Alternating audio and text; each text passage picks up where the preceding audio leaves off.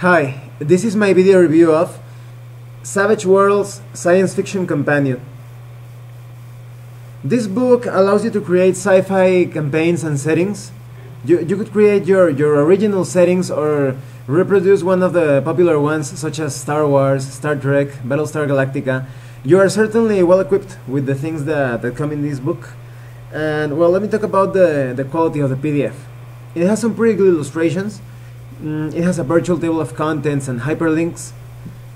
One thing, well, it teaches you very clearly and easily how to incorporate all these sci-fi ideas to your campaigns and settings. But one thing that I find a bit bothersome, both in this science fiction companion and that I forgot to mention in the superpowers companion, is that both books are constantly advertising each other. For example, the science fiction companion tells you, if you want superpowers in your sci-fi campaign, you should buy the superpowers companion. The superpowers companion says things along that line. So I think one little mention is enough, but they are constantly reminding you, like, oh, get the other book, get it. So it's a bit bothersome or annoying. Well, first of all, it starts with how to create characters with your own custom races. It has some positive racial abilities and negative racial abilities with a lot more variety and detail than in the Savage Worlds Deluxe core rulebook. And you also have sample races, a lot of sample races in fact. They are very detailed, so you don't need to create your own cultures and people from the start. You can grab maybe the Aquarian or the dead or the flora and the humans, the insectoid. You can grab a bunch of races that have been pre-generated here and use them in your campaign. The Deader is actually a pretty interesting race in my opinion. Let me show you an illustration. Oh, here it is. Let's see. Okay. They are actually a group of like fungi that infect corpses, and they use those corpses as like zombies, but they're not exactly like zombies. They're not completely, they are not mindless and not that clumsy. They are a bit clumsy, but they have powerful psionic abilities, and that's a pretty cool way to incorporate some kind of undead element to your campaign. You also have new hindrances, of course, and all related to sci-fi. For example, you have cyber resistant, that cybernetic implants are not accepted by your body, or maybe you have faster than light sickness when performing faster than light travels. You also get 0G sickness, and the edges are along that line, but of course they are positive effects. Maybe you are very tolerant to cybernetic implants, or you are accustomed to different atmospheric climates, because you're going to be traveling all around the universe, so you're going to have to get used to different atmospheres and different environments. You also get a good selection of gear. The thing that keeps bothering me a bit about this sci-fi companion is that a lot of these things should have been included in the Savage Worlds Deluxe book, because maybe they should have cut down a bit on the fantasy, medieval, and World War material and included more sci-fi stuff. And that book, the Savage Worlds Deluxe core book, lacks a lot of spaceships and things related to sci-fi in general that should have been included and should have not been sold as a separate book like this. Maybe this book could have added a lot more material, but it's still a bit disappointing. But you do get your selection of armor, close weapons, ranged weapons.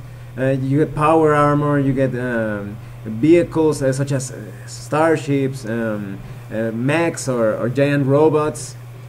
You also have a lot of setting rules about atmosphere, extreme range, gravity, hacking, salvage and trade. The setting rules are interesting because you can add a bit of realism if you're trying to play a hard sci-fi campaign. You can add a bit more detail to the different effects that the characters will be exposed to on their travels, without turning the game into a crunch fest, not having to calculate a lot of bonuses and penalties and stuff. However, the hacking rules are nothing compared to Interface 0 2.0. They even recommend that you should get that book for a better hacking experience. You also get cyberware and a lot of different tweaks and customizations for your robots, for your technology, ways to create starships, and tables about starship size, starship combat. Mostly Starship Combat is handled like the way you would handle a chase as described in the Savage Worlds Deluxe core book. But there are also some options if you want to use miniatures when flying and fighting in a spaceship battle. You also get a good selection of pre-generated spaceships, mechs, and vehicles. Let's see what else. Yes. You get a good chapter on how to create your own world, talking about how to create planetary gravity, the dominant terrain, atmosphere, population density, government, spaceports, the technology level. All that's pretty useful. Anything that lets you generate different planets and sectors and all that, it's very useful, because if you're not going to play Savage Worlds, you can even use those tables for other types of RPGs.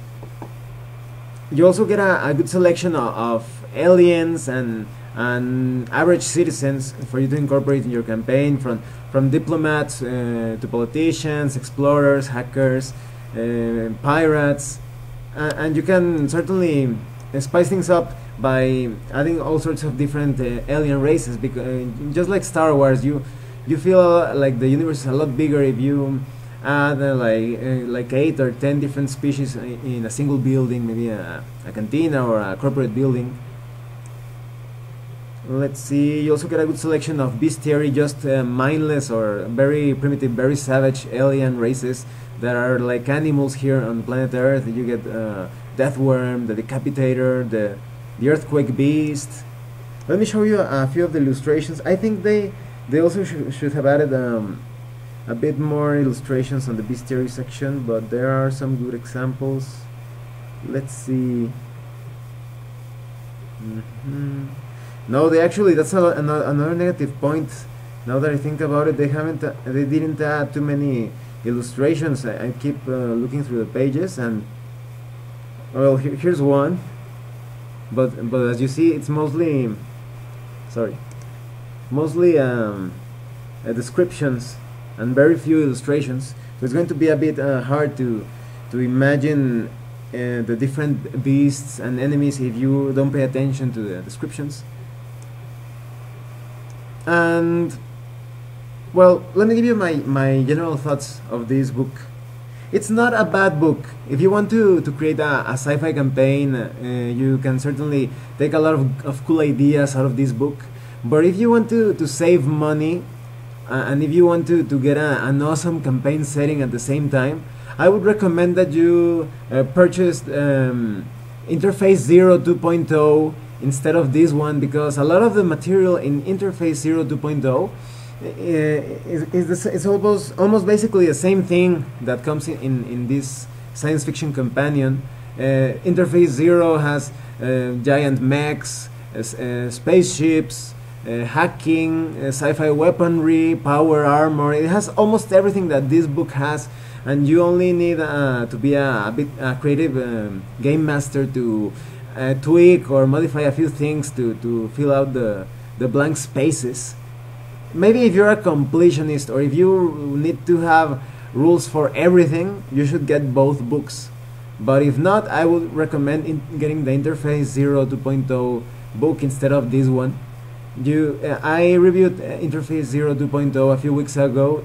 If you want to see that review, click on the link below the video, and I hope that will help you decide if you should get this book or just the Interface Zero, or maybe get both. But as a personal recommendation, I would say just get the Interface Zero 2.0 book, and you can easily ignore this one. But if you really want a detailed campaign with rules for everything, for just about everything, then get both books, because you're going to be missing the excellent hacking rules of Interface Zero 2.0 as well. Well, thanks for watching my video. If you have any comments or questions, please type them down and I will read them. See you later.